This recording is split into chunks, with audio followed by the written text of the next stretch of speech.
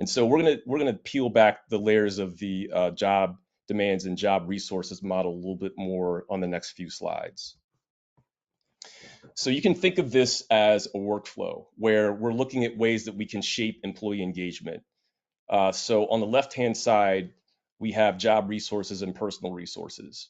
So job resources are things like job control. So being able to have some autonomy over my work that I do on a daily basis, getting transparent performance feedback on how I'm doing, getting recognition and rewards for the work that I'm doing, whether that's someone sending me a note telling me how valuable that I am in the organization, or perhaps compensation increase, getting support from my team in doing my work, getting leadership support in my work that I'm doing, having help in terms of my career ladder, and also training to support the work that I'm doing.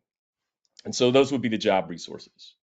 Now, personal resources, these are the things that I bring to my job personally that are independent of the organization, and they can be supported by the organization, but I'm responsible for bringing these things myself. So, am I going to do work in an optimistic fashion? Do I have self confidence in terms of how I execute what I do? Am I resilient to changes and things that are going on in the organization that I participate in? And do I have a high degree of self esteem? These are these personal resources that I can bring to my job, independent of what the organization is doing for me. And so these interact. So if I think about job resources and personal resources, this interacts with job demands.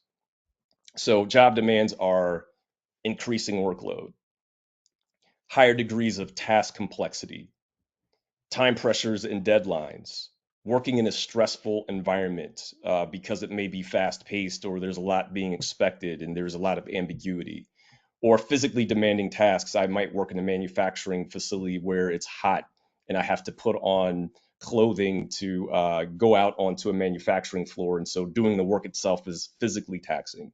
Those are some examples of job demands. And so when job demands interact with resources, both job resources and personal resources, that determines what level of employee engagement that I have. And so the output of employee engagement then becomes performance.